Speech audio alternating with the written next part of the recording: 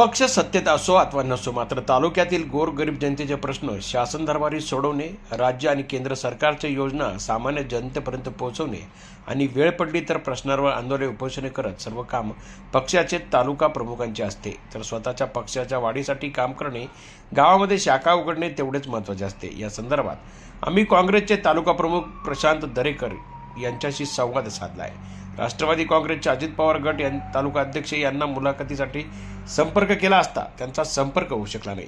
मात्र प्रशांत दरेकर काँग्रेसचे तालुका अध्यक्ष, बघूया काय म्हणाले प्रशांत दरेकर. नमस्कार, मी प्रशांत दरेकर, तालुका काँग्रेस अध्यक्ष म्हणून श्रीगोंदा तालुक्यामध्ये काम करत आहे. नुकतीच 15 दिवसापूर्वी नामदार बाळासाहेब थोरात साहेब असतील, राज्याचे प्रदेशाध्यक्ष नानाभाऊ पटोले साहेब असतील, यांनी त्या ठिकाणी माझ्यावर विश्वास ठेवत मला श्रीगोंदा तालुका काँग्रेस पक्षाच्या तालुका अध्यक्ष पदाची जबाबदारी दिली. ही जबाबदारी आगामी लोकसभा असेल, स्थानिक स्वराज्य संस्था असतील आणि विधानसभा निवडणूक असेल, या निवडणुकीच्या तोंडावरती ही जबाबदारी दिल्यामुळे निश्चित रूपानं मी काँग्रेस पक्षाचं काम करत असताना श्रीगोंदा तालुक्यामध्ये काँग्रेस पक्षाचा विचार सर्वसामान्य माणसांपर्यंत, शेतकऱ्यांपर्यंत, युवकांपर्यंत घेऊन जाण्यासाठी त्या ठिकाणी कटिबद्ध राहणार आहे. यापूर्वी मी 5 वर्षापूर्वी श्रीगोंदा तालुका काँग्रेसचा अध्यक्ष म्हणून काम केलेलं आहे. परंतु आता श्रीगोंदा तालुक्यातील प्रत्येक गावामध्ये या पक्षाची शाखा स्थापन करणार असून निश्चित रूपानं बूथ कमिटी असेल, आमचे BLAच्या नियुक्त्या असतील आणि प्रत्येक गावामध्ये त्या ठिकाणी प्रत्येक बूथवरती 20 कार्यकर्त्यांची टीम या ठिकाणी आम्ही करणार आहोत आणि श्रीगोंदा तालुक्यामध्ये जवळपास 2,500 नवीन कार्यकर्त्यांचं संघटन या ठिकाणी करण्याचा आमचा मानस आहे. काही राजकीय घडामोडी घडल्यानंतर काही कार्यकर्त्यांनी आणि नेत्यांनी पक्ष बदल केलेला आहे आणि यानंतर शहराध्यक्ष म्हणून माजी नगराध्यक्ष मनोहर पोटेजींची निवड या ठिकाणी झालेली आहे. मी काँग्रेस पक्षाचा तालुका अध्यक्ष म्हणून काम करत आहे. या निमित्तानं मला एक सांगायचंय, लवकरात लवकर आम्ही तालुका काँग्रेसची विस्तीर्ण कार्यकारिणी या ठिकाणी जाहीर करणार आहोत. त्याचबरोबर मनोहरजी पोटे शहराची शहर कार्यकारिणी या ठिकाणी जाहीर करणार आहेत. त्याचप्रमाणे युवकांचे जिल्हाध्यक्ष स्मितल भैया वाबे असतील, हेमंतात्या उगले असतील, हे सगळे आम्ही एकत्र मिळून, दीपक पाटील भोसले असतील, सर्वजण एकत्र मिळून त्या ठिकाणी आम्ही ही विस्तारित कार्यकारिणी लवकरच या ठिकाणी जाहीर करणार आहोत आणि पक्ष अधिकाधिक प्रत्येक घटकाला कसं प्रतिनिधित्व देता येईल याचा विचार खऱ्या अर्थानं आम्ही करत आहोत.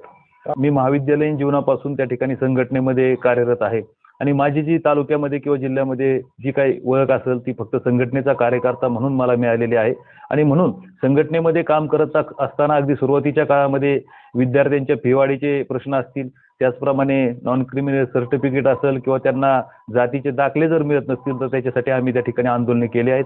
तहसील विभागामध्ये त्या ठिकाणी फेरफार मध्यंतरी मिळत नव्हते वेळेवर, त्याच्या संदर्भामध्ये आम्ही आंदोलन केले. तहसील प्रशासनाच्या गलथान कारभाराविषयी त्या ठिकाणी आम्ही भूमिका आमची घेतलेली आहे. त्याचप्रमाणे आपण पाहिलं असेल श्रीगोंदा तालुक्यामध्ये रस्त्यांचे प्रश्न असतील, त्या संदर्भामध्ये सुद्धा आम्ही वेळोवेळी त्या ठिकाणी आंदोलन केले. आत्ताच आम्ही नुकतंच एक धरणे आंदोलन केलं. त्यामध्ये आपण पाहिलं वडळे असेल, कोळगाव असेल आणि नगर हा रस्ता जो आहे, या रस्त्यामध्ये जवळपास 50 लाख रुपयाच्या कमी निधी त्या ठिकाणी वापरला म्हणून 1.5 किलोमीटर अधिक रस्ता करून देण्याचं मान्य त्या ठिकाणी सार्वजनिक बांधकाम विभागाचे अभियंता यांनी दिलेला आहे.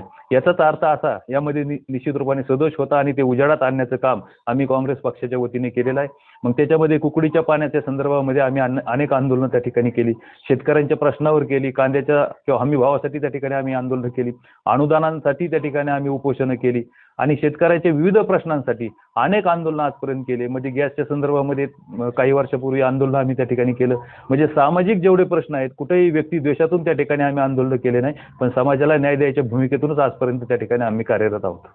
आपण पाहत असताल की कुठेही या लोकशाहीमध्ये त्या ठिकाणी बहुपक्षीय पद्धत आहे आणि ज्यावेळेस पक्षाचा कार्यकर्ता म्हणून आपण काम करत असतो आणि पक्षाच्या संघटनेतूनच नेता निर्माण होत असतो आणि म्हणून नेतेपदापेक्षा त्या ठिकाणी पक्षाला किंवा संघटनेला हे निश्चित रूपाने महत्त्व आहे. कारण नेते घडवण्याचं काम त्या ठिकाणी संघटना किंवा पक्ष करत असतो.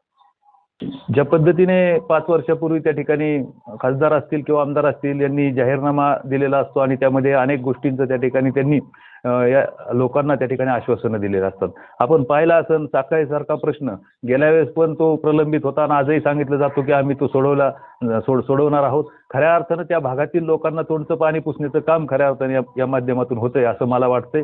डिंबे माणिक ढो पाण्याचा प्रश्न जो आहे, बोगद्याचा प्रश्न सुद्धा त्या ठिकाणी प्रलंबित आहे. आपण पाहिलं असेल शहरामध्ये 548 राज्यमार्ग जो गेला त्याच्यामध्ये फुटपाथ असतील किंवा गटर लाईन असेल ही करतो म्हणून सांगितलं, परंतु आजही ती त्या ठिकाणी झालेली नाही, त्याची बिले मात्र काढली गेली. ही गोष्ट त्या ठिकाणी गंभीर आहे.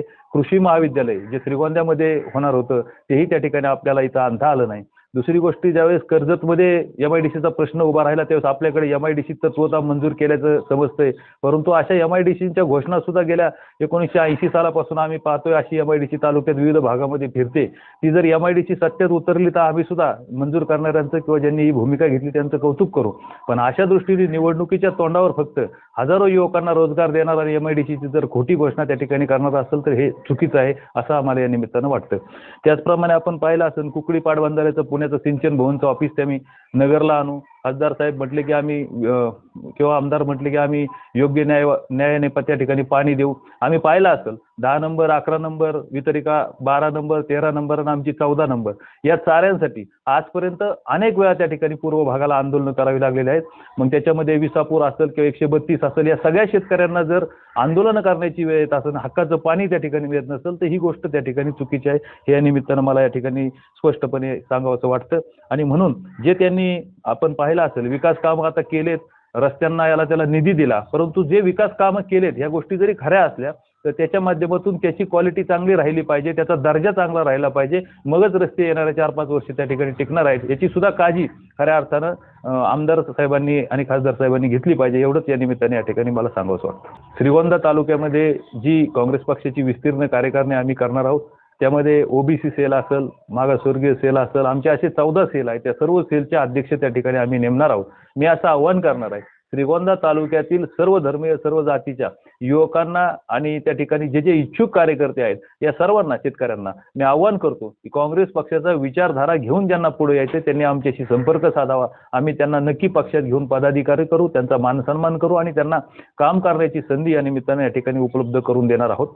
कांद्याचे बाजार पाडले, शेतकऱ्याचे अश्रू पुसण्याचं काम आपण केलं नाही. एकीकडे साखर धंद्यामध्ये आपण पाहता की इथेनॉल तयार केला पाहिजे, परंतु ते इथेनॉल प्रकल्प तयार करत असताना त्याला सुद्धा जाचक अशा अटी त्या ठिकाणी टाकल्या गेल्या. आणि म्हणून शेतकऱ्यांच्या विषयीची जी भूमिका आहे ती अनुदान त्या ठिकाणी अनेक प्रलंबित आहे, ते अनुदान सुद्धा शेतकऱ्यांना मिळाले नाहीत. ही भूमिका त्या ठिकाणी भाजप सरकारची नाही. तर आपण बघितलं प्रशांत दरेकर यांनी दिलखुलासपणे संवाद साधत आपल्या बऱ्याच भावनांना मोकळी वाट करून दिली आहे. जनजागर मराठीसाठी गणेश कांबळे, श्रीगोंदा.